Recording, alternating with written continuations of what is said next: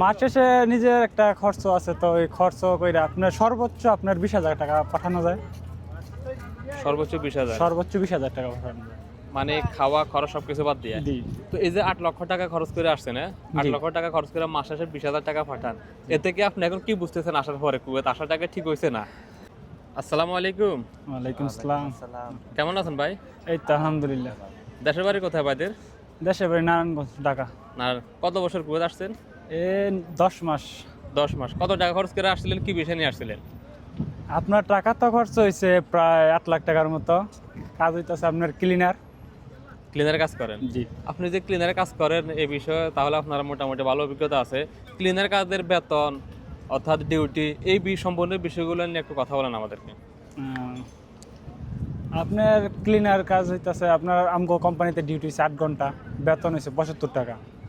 মাস শেষে 75 টাকা পাওয়া যায়। খানা হইতেছে নিজের। হুম। এই আর কি। আপনারা এই যে 75 টাকা বেতন পান, জি। মাস শেষে আপনারা কত টাকা বেতন বাড়িতে পাঠাতে পারেন আপনারা খরচ এ- খরচ সবকিছু বাদ দিয়ে? মাস শেষে নিজের একটা খরচ আছে, তো ওই খরচ কইরা আপনার সর্বোচ্চ আপনার 20,000 টাকা পাঠানো যায়। সর্বোচ্চ 20,000? সর্বোচ্চ 20,000 টাকা পাঠানো যায়। মানে খাওয়া খরচ সবকিছু বাদ দিয়ে? জি। তো এই যে 8 লক্ষ টাকা খরচ করে আসছেন, 8 জি। লক্ষ টাকা খরচ করে মাস শেষে 20,000 টাকা পাঠান, এতে কি আপনি এখন কি বুঝতেছেন আসার পরে কুয়েত আসাটাকে ঠিক হয়েছে না? আশা তো আপনার মনে করেন যে এটা আমি মনে করি আমার জীবনের একটা সবচেয়ে বড় ভুল। এতগুলো টাকা খরচ করে এই দেশে আসা, 8 লাখ টাকা। এটা আগে শুনতাম যে বিদেশ কুয়েত নাকি পরিস্থিতি অনেক ভালো, বাইরে কাজ পাওয়া যায়, তাই এখন এই জায়গায় এরকম কোনো কিছুই না।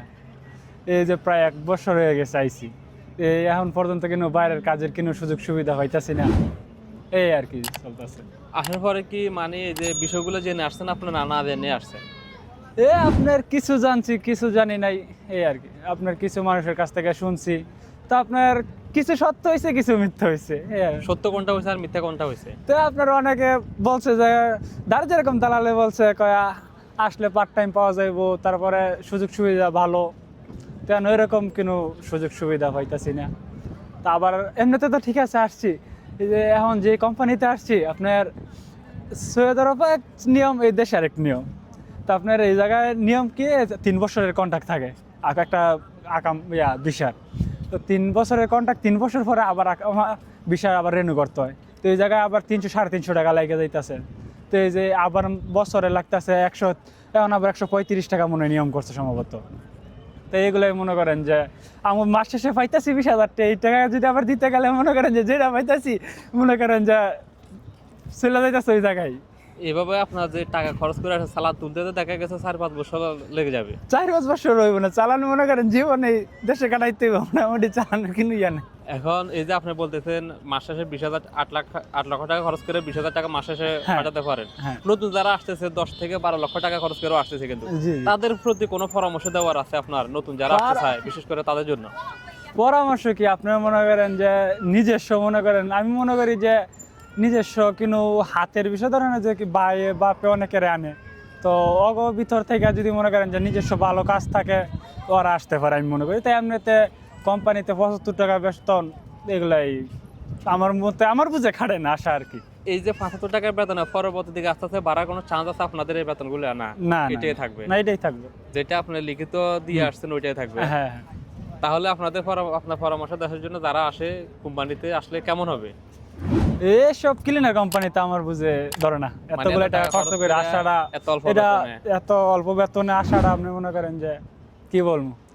আর এই যে আরেকটা কথা বলছেন যে আপনাকে বলছে বাইরে পার্ট টাইম আছে, পার্ট টাইম কি পাইছেন আসছেন পর্যন্ত? এখন না পর্যন্ত? না না, এই 75 টাকা বেতনে এই 75 টাকা বেতনে এখন পর্যন্ত চলতেছি। এখন কি বুঝতেছেন আসার পরে? এখন কি আসার পরে কি কতটুকু মানে লাভ হয়েছে, লস হয়েছে? আপনার পুরো জীবনই লস, খালি লাভ নাই, পুরো জীবনটা পুরো জীবনটাই লস। এই বিদেশে মনে করেন যে বৃদ্ধ হওয়া যাইব, মোটামুটি সাকসেস হওয়া যাইব না।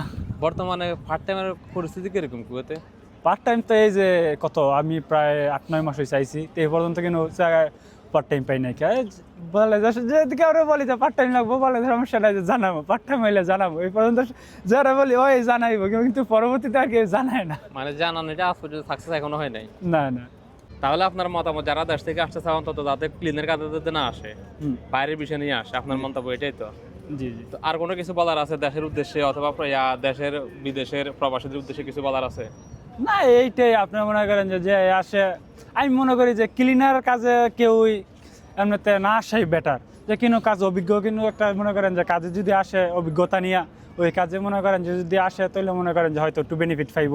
তো এমনিতে আমগো বাংলাদেশ থেকে মূলত আপনার লোক আসে পড়ে যে যেরকম মনে করেন যে লেখাপড়া ছাইরে নতুন দেশ থেকে আসে, তো যে দেশে কোনো কাজ করে না, তো আমগো মতো বলাবেন যারা আছে ওরকম লাইকা মনে করি যে বিদেশ কোনো ইয়া নেই, ফায়দা নেই।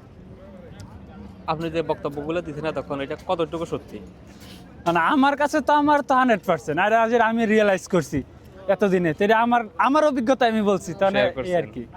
এই যে আমি ভিডিওটা করতেছি এটা নতুন যারা দেশ থেকে আসে ও তারা মানে ও দর্শকগুলো আমাদের বেশি দেখবে, ভিডিওগুলো যে তথ্যগুলো দিচ্ছে এগুলো কেমন হতেছে মানুষের জন্য, কেমন উপকার হতেছে? মানে আমি তো মনে করি যে এগুলো যদি ওই মনে করেন যে বুঝতে পারে বা যাচাই করে অরিজিনালি, এটা 100% এই হইব, বুঝছেন? মানে ক্লিনার বা এসব আমার ইয়ে ধরে না, এতগুলো টাকা খরচ করে যে আসাটা নতুন মানুষের ফায়দা নেই কোনো, এই আর কি। ওকে, অসংখ্য ধন্যবাদ আপনার মূল্যবান মতামত দেওয়ার জন্য। আসসালামু আলাইকুম। ওয়ালাইকুম আসসালাম।